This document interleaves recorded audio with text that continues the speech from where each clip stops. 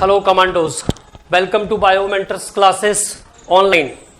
और बायोमोलिक्यूल्स के बाद अब हम लोग बात करने वाले हैं केमिस्ट्री इन एवरीडे लाइफ। तो the unit is chemistry in everyday life, मतलब डेली लाइफ में आपको केमिस्ट्री की क्या जरूरत है, केमिकल्स की आपको क्या जरूरत है, क्या इंपॉर्टेंस है, उसके बारे में। तो chemistry in every day life. और सबसे पहले इसमें हम बात करेंगे मेडिसिन्स के बारे में। और chemistry in every day life में हम लोग सबसे पहले बात करेंगे मेडिसिन्स के बारे में। मेडिसिन्स, सॉप, डिटर्जेंट्स, स्वीटनर्स, ये सब इसके पार्ट हैं, ठीक है। और इस बार सॉप एंड डिटर्जेंट वाले हिस्से से क्वेश्चन आया अबाउट कैटायोनिक डिटर्जेंट। तो कैटायोनिक डिटर्जेंट के बारे में पूछा था इस बार, ठीक है। तो अब बात करते हैं मेडिसिन्स के बारे में। The substances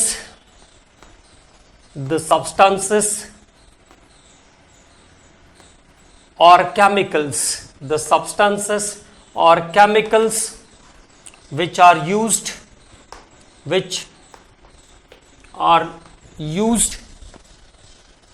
in prevention,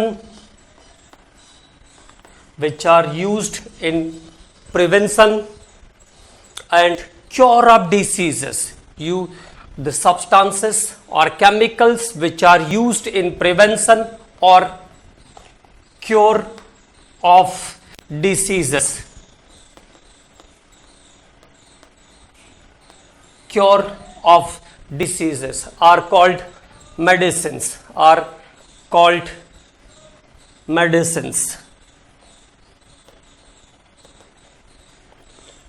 ठीक है। तो वो सब्सटेंस या वो केमिकल जो डिसीज को क्योर करने में या डिसीज को प्रिवेंट करने में यूज होते हैं, उनको हम कहते हैं it is known as medicines. तो substances are chemicals which are used in prevention और cure of diseases are called medicines. और जो डिसीज कैंसर के ट्रीटमेंट में, कैंसर को ट्रीट करने वाली जो मेडिसिन है, उस ब्रांच को हम कहते हैं कीमोथेरेपी। कैंसर का इलाज कीमोथेरेपी कहलाता है, इसको ध्यान रखना है। Treatment of cancer is called chemotherapy. Okay, एक दो बातों पे और बात करते हैं, फिर आगे के हिस्से को स्टार्ट करते हैं, फिर मेडिसिन पर चलते हैं, मतलब, ठीक है। The substances which do not cause addiction. The substance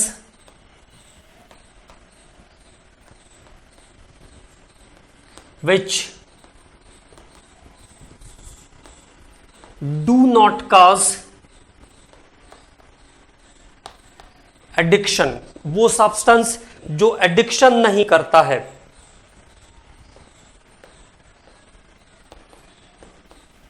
मतलब अगर आपने 2-3 दिन तक दवा को खाया, उसके बाद अगर आपने बंद भी कर दिया, तो आपको ऐसा फील नहीं होगा कि उसको दोबारा खाने की इच्छा आपकी हो रही है, ठीक है।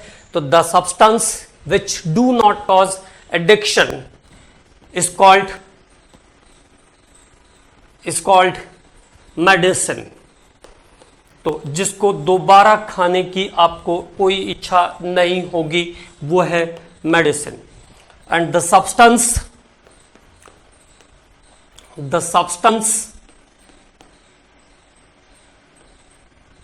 which cause addiction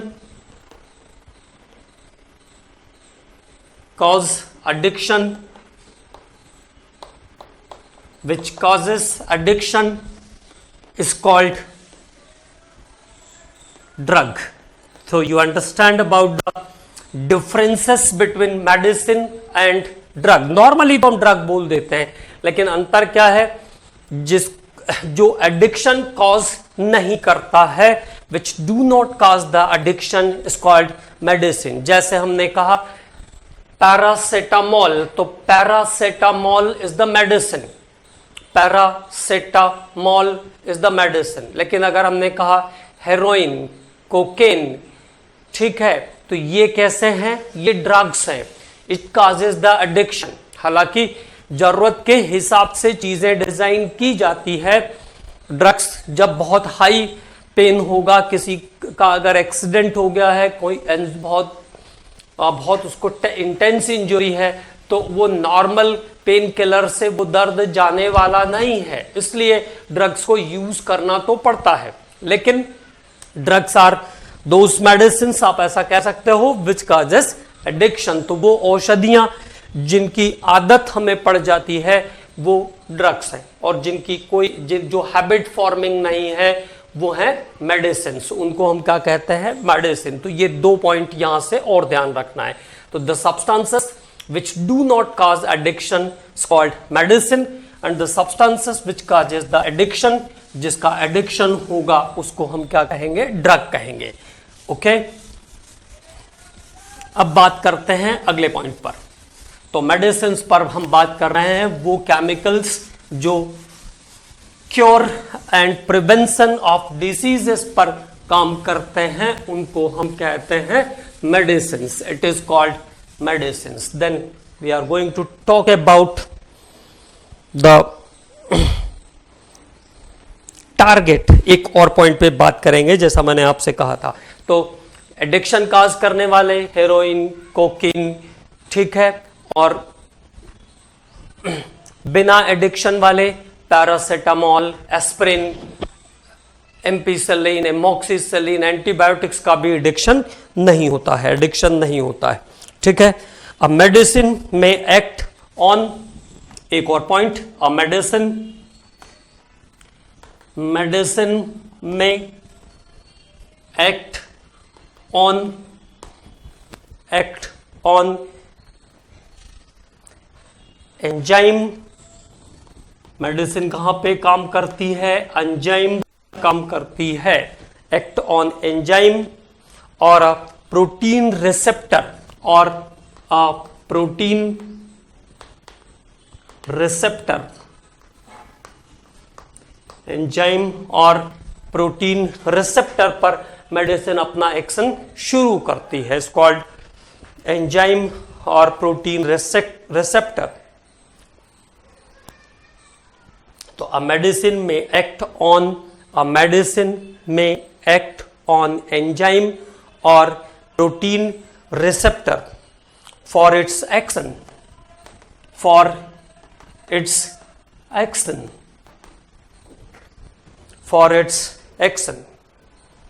which is known as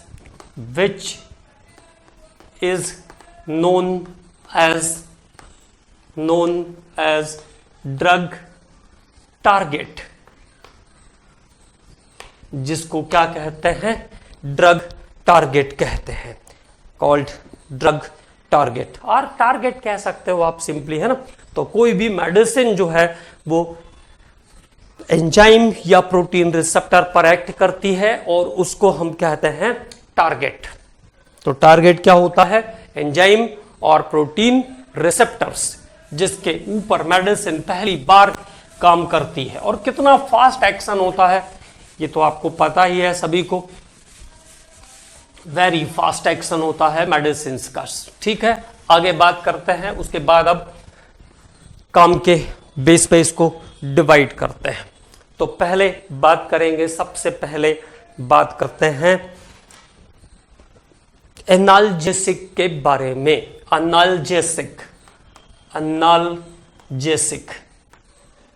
analgesic medicine,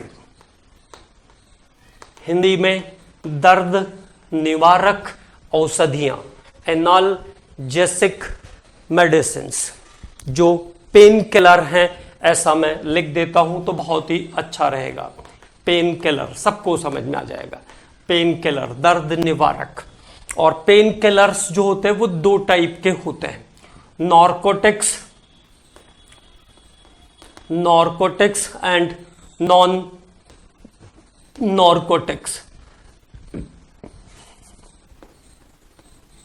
So there are two type of painkillers. First of them narcotics and second one is non-narcotics. जैसा नाम है narcotics, it means which are recovered from opium plant, latex of opium plant, तो वो narcotics. और जो बिना habit forming वाले होंगे वो नॉन नार्कोटिक्स. जैसे नॉर्मल जो आपके एनाल्जेसिक्स हैं वो सब नॉन नार्कोटिक्स हैं. तो वन बाय वन दोनों पर बात करते हैं. नार्कोटिक्स, नार्कोटिक्स क्या खास बात है नार्कोटिक्स के अंदर?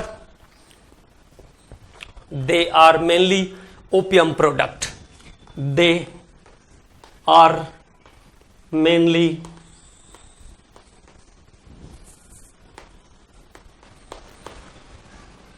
Opium product, mainly opium product. और एक बात और ध्यान रखना है, latex of opium is called black gold. Petroleum को कहते हैं लिक्विड गोल्ड और लेटेक्स ऑफ ओपियम को कहते हैं black gold.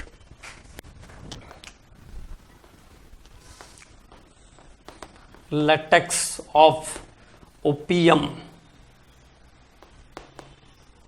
is called black gold. काला सोना, सोने से भी महंगा है. They are mainly opium product, opium product such as. और क्या खास बात होती है? Relief from pain, depressant and habit forming. They are opium product. Relief from pain,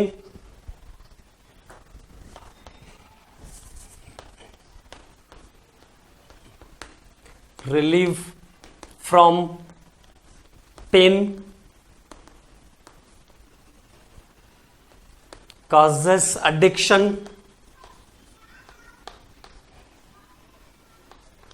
causes addiction मतलब हैबिट फॉर्मिंग भी होते हैं.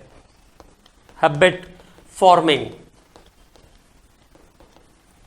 डिप्रेसेंट, डिप्रेसेंट मतलब खाने के बाद नींद भी आएगी, मतलब व्यक्ति सो जाएगा और सो जाएगा तो उसको दर्द का ज्यादा अनुभव नहीं होगा, पेन थोड़ा रिलीज करेगा उसका, है ना. तो relief from pain, habit forming and depressant. Depressant बेहोशी लाने वाला भी रहता है. तो they are mainly opium product. क्या क्या खास बातें हैं? Relief from pain, causes addiction, it means habit forming and depressant. और क्वालिटी मतलब जो उसका क्रिस्टलाइजेशन है उसके बेस पर it is known as, it is known as, it is known as morphine, morphine, codeine and heroin, and heroin.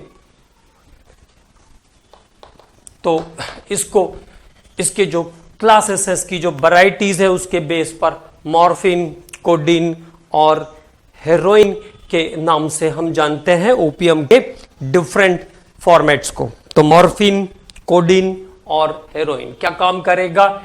तो narcotics is the first pain killer, class of pain killer. They are mainly opium products. Relief from pain, causes addiction, it means habit forming. और इसके साथ साथ ये depressant भी होते हैं. और it is known as morphine, codeine and heroin. इसको मॉर्फिन, कोडीन और हेरोइन के नाम से भी हम जानते हैं. अब बात करते हैं नार्कोटिक्स के बाद नॉन नार्कोटिक्स के बारे में. About non narcotics. Second one non narcotics. Non narcotics. तो नॉन नार्कोटिक्स क्या है? Only pain killer, only painkiller. It means do not habit forming, do not depressant, only painkiller. Do not habit forming, do not habit forming, do not depressant, do not depressant. Example: aspirin, Novalgin, aspirin, Novalgin,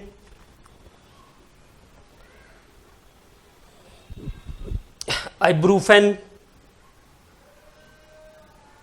और diclofenac.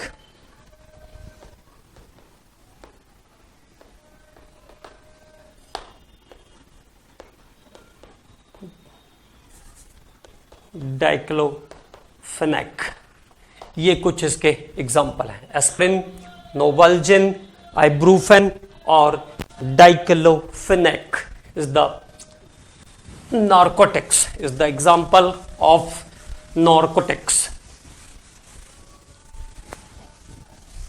Non-narcotics, sorry, non-narcotics. अब one by one थोड़ा सा structure पे बात कर लेते हैं. Aspirin, acetoxy benzoic acid, acetoxy benzoic acid, acetoxy benzoic acid, acetoxy benzoic acid, acetoxy benzoic acid.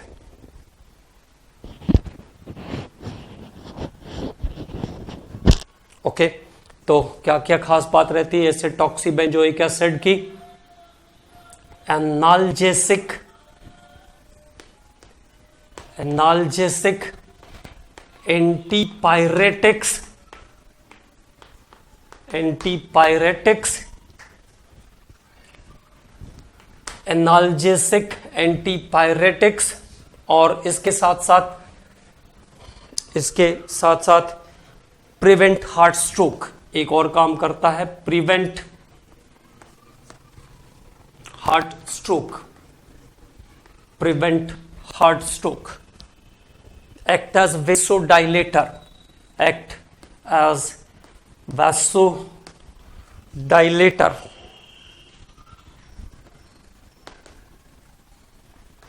act as vasodilator. ठीक है, तो this is the function of only single एस्पायरिन. Okay, तो एस्पायरिन इज वेरी इंपॉर्टेंट और कॉमनली जिनको problem है उनको हमेशा अपने साथ इसको रखना चाहिए, है ना. हमेशा पॉकेट में 2 एस्पायरिन आप रख सकते हैं. जो 40 से ज़्यादा के एज के लोग हैं, जिनका बॉडी वेट बहुत ज़्यादा है, जिनको हार्ट अटैक के चांसेस हो सकते हैं, उनको कम से कम एस्पायरिन अपने साथ रखना चाहिए. तो प्रिवेंशन के लिए ध्यान रख सकते हैं इसको. ठीक है, तो इट इज़ अबाउट एस्पायरिन. तो analgesic, antipyretics and also vasodilator. Then उसके बाद बात करते हैं नोवाल्जिन, मैंने आपको बता दिया था, आइब्रूफेन बता दिया और इसके बाद डाइक्लोफेनेक. तो डाइक्लोफेनेक का भी स्ट्रक्चर कॉमन है, तो हम लोग डाइक्लोफेनेक के बारे में भी थोड़ी बात कर लेते हैं. This is the structure of diclofenac. Okay, what is there? CH2CONA, CH2COONA. तो देयर इज डाइक्लोफेनेक. ओके, और डाइक्लोफेनेक जो होते हैं वो सोडियम सॉल्ट है, सिंपल आपको दिख रहा है.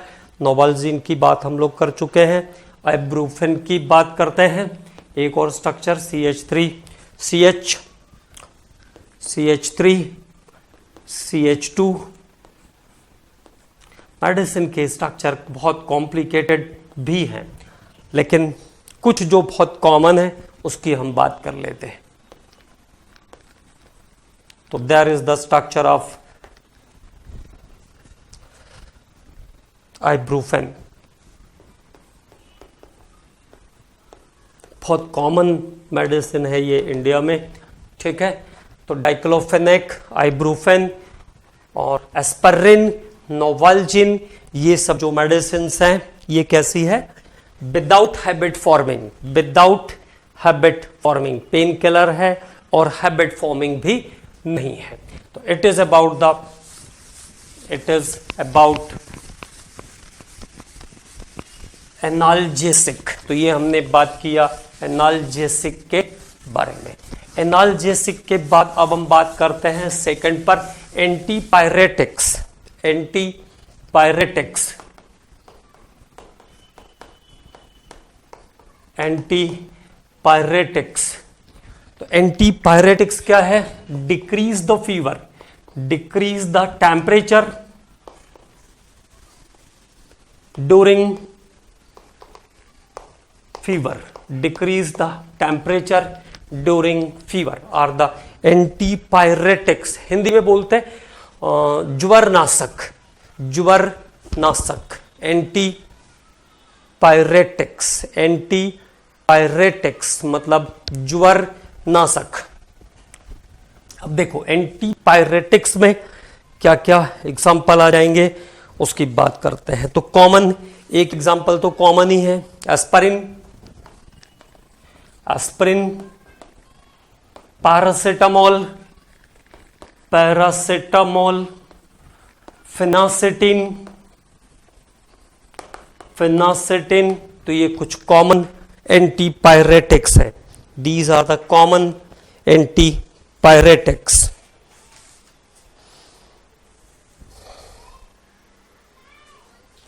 Common antipyretics.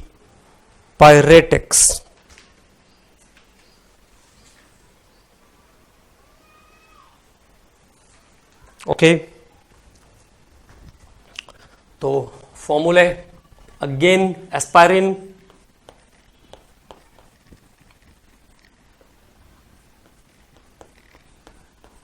is the acetoxy benzoic acid, ortho acetoxy benzoic acid। उसके बाद paracetamol, paracetamol NHCOCH3, phenyl hydroxy acetamide. Okay, और इसके बाद फिनासिटीन। तो फिनासिटीन में NHCOCH3 के साथ एथॉक्सी ग्रुप रहता है, O2H5। तो दीज आर द एंटीपायरेटिक्स। तो ये हमने बात किया एंटीपायरेटिक्स के बारे में, अबाउट एंटीपायरेटिक्स। तो जो बॉडी टेम्परेचर को कम करती है फीवर के समय, वो एंटीपायरेटिक्स। नाउ आफ्टर एंटीपायरेटिक्स अब हम बात करेंगे एंटीसेप्टिक के बारे में। तो एंटीसेप्टिक मेडिसिन क्या करते हैं? Antiseptic stop the growth of micro organism. जो माइक्रो ऑर्गेनिज्म के ग्रोथ को रोकते हैं उसको हम कहते हैं एंटीसेप्टिक मेडिसिन्स। तो what are the antiseptic which stop the growth of micro organism? तो now antiseptic, antiseptic medicine, antiseptic medicine. और क्या होते हैं antiseptic? Prevent the growth of micro organism, prevent the growth of micro organism. जो micro organism के growth को रोकते हैं, medicine which prevent the growth of micro organism.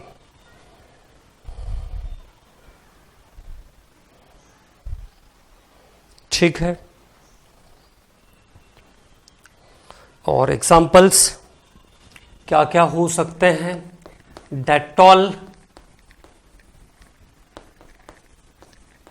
Savlon, Dettol, Savlon, tincture, Dettol, Savlon, tincture, bithionol, part of medicated soap, part of medicated soap, जो medical वाला साबुन आता है। कभी डार्मेटाइटिस या कोई प्रॉब्लम रहती है तो डॉक्टर सजेस्ट करेगा कि ये साबुन आपको यूज करना है ना। तो वो जो सोप्स होते हैं वो मेडिकेटेड होते हैं, उसके अंदर बिथियोनल रहता है, ठीक है। आयोडोफॉर्म,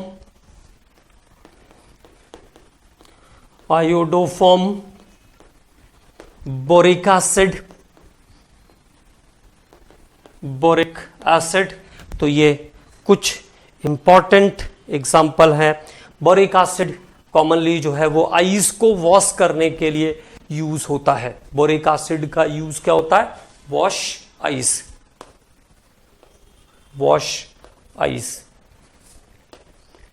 आइस को वॉश करने के लिए यूज होता है बोरिक एसिड, ठीक है। तो दीज आर द एंटीसेप्टिक, ये है एंटीसेप्टिक मेडिसिन्स। और डेटॉल के बारे में चलिए अच्छा फिर से बताते हैं।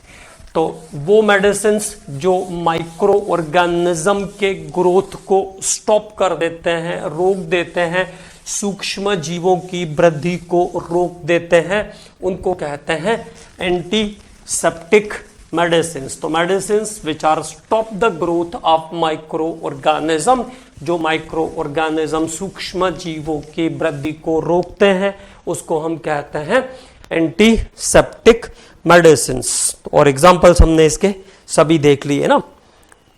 इसके बाद देखिए एंटीसेप्टिक में कैमोनोफोर भी आता है, एंटीसेप्टिक में आयोडोफॉर्म भी आता है, बोरिक एसिड भी आता है, ठीक है। अब बात कर रहे थे हम लोग about the structure of Dettol. तो डेटॉल कंपोजिशन है एक Dettol, that is of chloroxylenol and terpineol, दो केमिकल्स का कंपोजिशन होता है Dettol. Dettol is a composition of chloroxylenol, chlorine होती है डेटॉल के अंदर, इसलिए ये काफी हद तक बर्निंग इफेक्ट प्रोड्यूस करता है क्लोरीन के कारण। तो this is chloroxylenol and it's second part is terpineol. तो क्लोरोजाइलिनॉल और टर्पिनियोल दो चीजों का मिक्सचर होता है डेटॉल, क्लोरोजाइलिनॉल, टर्पिनियोल, दो मेडिसिन, दो केमिकल का कॉम्बिनेशन है डेटॉल। और क्या ध्यान रखेंगे? 0.25% solution of Dettol, 0.25% solution of Dettol is antiseptic, Dettol का 0.25% सॉल्यूशन जो होता है वो एंटीसेप्टिक होता है। अगर 1% हो जाएगा तो इट इज डिसइंफेक्टेंट, अगर 1% रहेगा तो उसको हम कहेंगे डिसइंफेक्टेंट। अब डिफरेंस क्या है दोनों में, उसके बारे में बात करेंगे। एक और स्ट्रक्चर देख लेते हैं हम लोग, क्लोरोजाइलिनॉल, एक दो एंटीसेप्टिक का और स्ट्रक्चर देखिए। कैमोनोफोर कॉमन है, आयोडोफॉर्म का स्ट्रक्चर सबको पता है। टिंचर आयोडीन में C2H5OH plus potassium iodide plus iodine रहता है। Salol OH COO C6H5, this is salol. इसके बारे में भी बात किया है हमने, है ना। अब one more structure is there, bithionol. तो we are talking about the structure of bithionol. It is part of medicated soap. Bithionol किसका पार्ट है? मेडिकेटेड सॉप का पार्ट है बीथियोनल.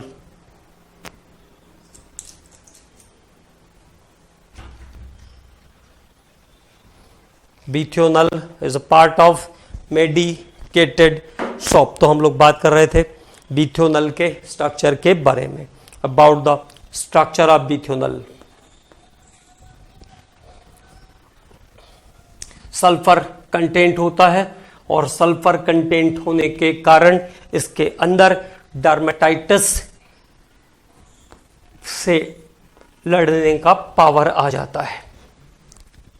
Prevent or act against the dermatitis. There is chlorine and sulfur.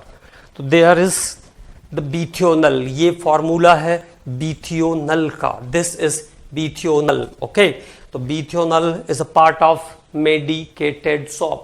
तो there is some structure of antiseptic medicines. अब बात करते हैं after antiseptic disinfectant. तो देखिए जो भी मेडिसिन एंटीसेप्टिक जैसी है, अगर वो उसका कंसंट्रेशन हम बढ़ा दे तो most of them are act as disinfectant. But what is the definition, what is the difference between antiseptic and disinfectant? Antiseptics are check the growth of microorganism or stop the growth of microorganism, where disinfectant kill the microorganism. Disinfectants kill the microorganism. disinfectant क्या करते हैं? Microorganism को मार देते हैं.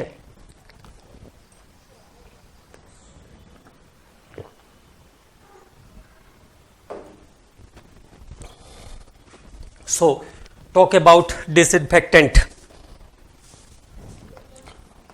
Disinfectant.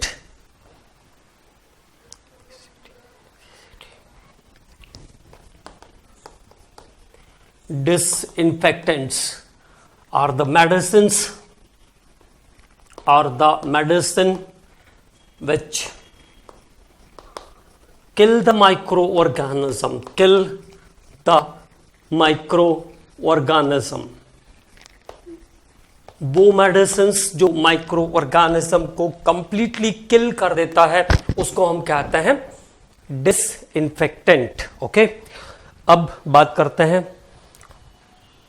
तो मैंने आपको बताया कि डेटॉल, कैमोनोफोर, फिनॉल सब एज अ डिसइंफेक्टेंट काम कर सकते हैं. कैमोनोफोर है, इसके बाद फिनॉल है.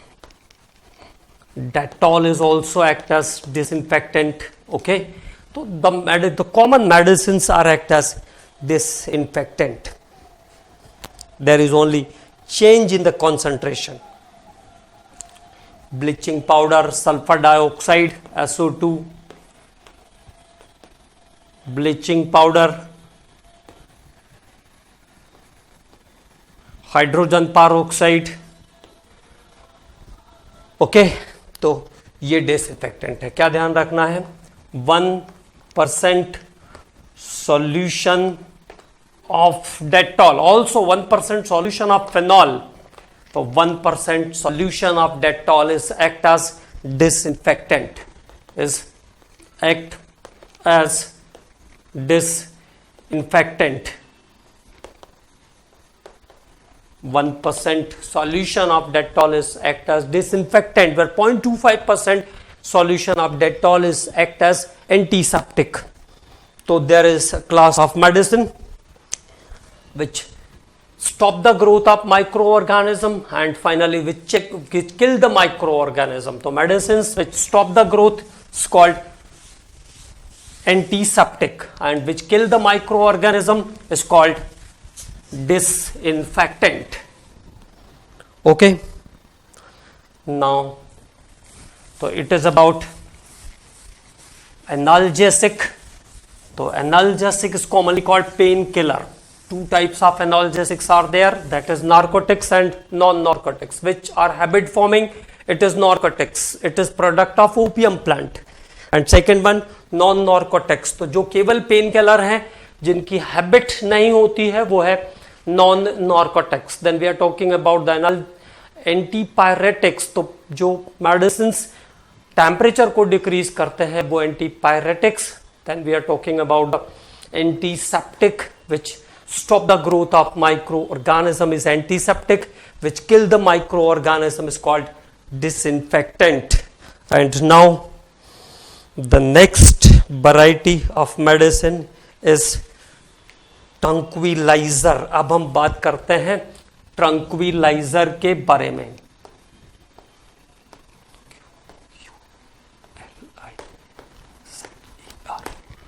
Tranquilizer.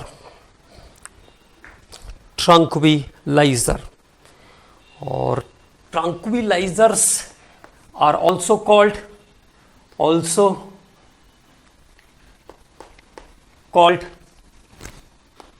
psychotherapeutic drug. Psychotherapeutic drug. ये है ट्रंक्विलाइजर्स. ओके, ऑल्सो कॉल्ड साइकोथेरापेटिक ड्रग भी कहते हैं ट्रंक्विलाइजर्स को. ओके, और ट्रंक्विलाइजर्स फिर से दो टाइप में डिवाइडेड होते हैं. It is divided into two types. Sedative and mood elevators. Tranquilizers are of again divided into two types. Tranquilizers जो है वो दो प्रकार के होते हैं, एक sedative और एक mood elevator. तो tranquilizers are divided into two types, that is mood elevator and first one is sedative. Hindi में इसको बोलते हैं sedatives are in Hindi it is called शांति दिलाने वाली, और मूड एलिवेटर को बोलते हैं मन को प्रसन्न करने वाली, है ना. तो this is class of psychotherapeutic drug. Common भाषा में अगर मैं कहूं तो ये उन पेशेंट के लिए यूज होता है जो पागल हो जाते हैं ना, पागल के लिए, पागलपन कम करने के लिए यूज होती मेडिसिन. जिनको नर्वस टेंशन, जिनको टेंशन हाई होता है, जिनको सोने के लिए मेडिसिन लेनी पड़ती है, उन सभी पेशेंट के लिए यूज होते हैं ट्रंक्विलाइजर्स. तो then about one by one sedative की बात करते हैं. पहले सेडेटिव्स. और सेडेटिव्स क्या करते हैं? Decrease the nervous tension. Decrease the nervous tension, वो मेडिसिन जो नर्वस टेंशन को कम करती है. Decrease the nervous tension.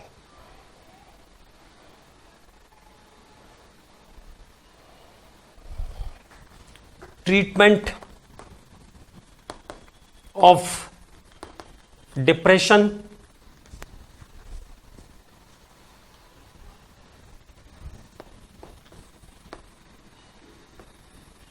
Depression,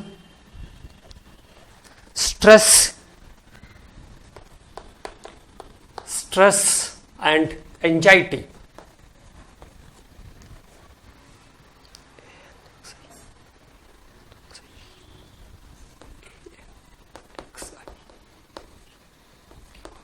Treatment of depression, stress and anxiety. तो डिक्रीज द नर्वस टेंशन. जिसने नर्वस टेंशन को कम किया, मतलब person is in sleeping condition, व्यक्ति क्या होगा, धीरे धीरे सो जाएगा, और सो गया तो सभी चीजें अपने आप न्यूट्रलाइज हो जाएगी.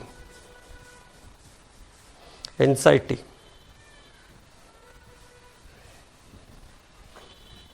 used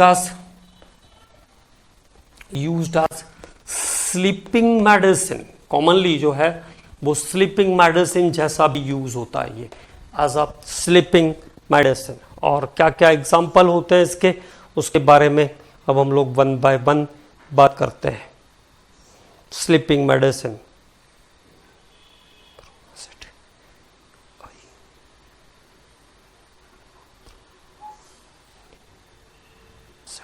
पहला आइप्रोनाजेड.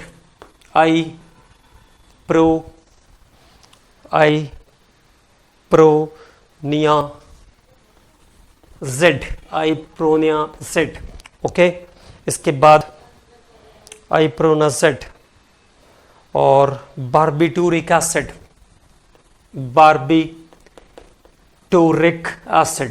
इसका स्ट्रक्चर मैंने आपको बताया था, जब यूरिया की रिएक्शन मालेनोइक एसिड से होती है, when urea reacts with malonic acid then it forms barbituric acid. तो बारबिटूरिक एसिड कैसे बनता है? जब यूरिया मैलेनोइक एसिड के साथ रिएक्ट करता है तब बनता है बारबिटूरिक acid.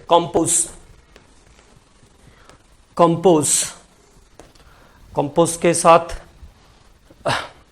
बैरोनल, it is form of sedatives, veronal, equanil, seconal. तो इट इज सेडेटिव्स, ये सब सेडेटिव्स के एग्जाम्पल है।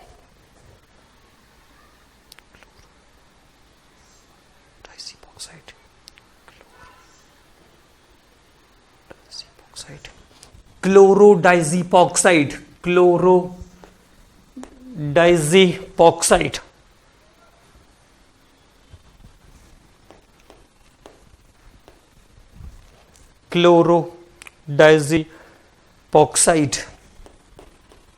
पैरोनल, सिकोनल और बारबिटूरिक एसिड, इक्विनल, सिकोनल। तो this is class of luminal बताया,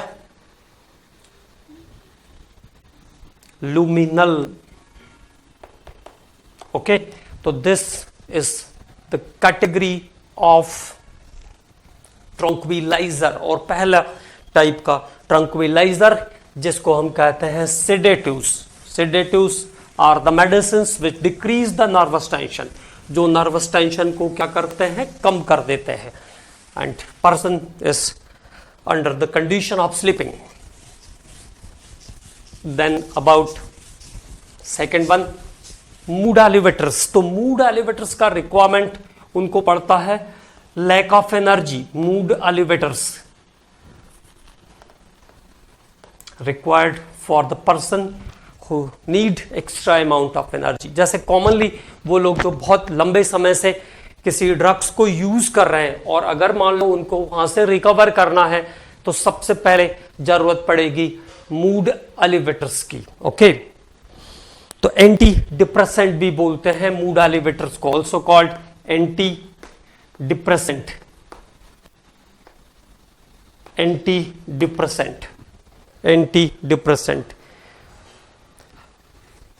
patient having lack of confidence,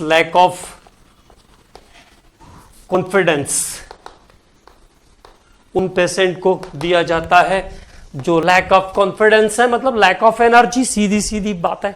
lack of confidence means lack of energy. और the examples are बिटालिन,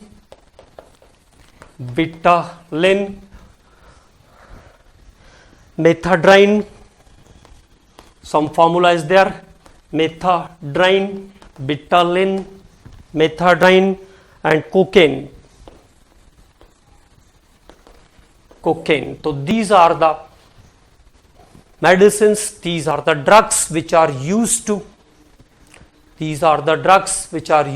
as a mood elevator. ये वो medicines हैं जो mood elevator के फॉर्म में देते हैं, which give extra quantity of energy. तो ये कुछ मेडिसिन के बारे में अभी हम लोगों ने इस लेक्चर में बात किया। बड़ा टॉपिक है ये, इसमें थोड़ा और समय लगेगा, ठीक है। तो एक बार फिर से रिवाइज कर लेते हैं, रिकॉल कर लेते हैं।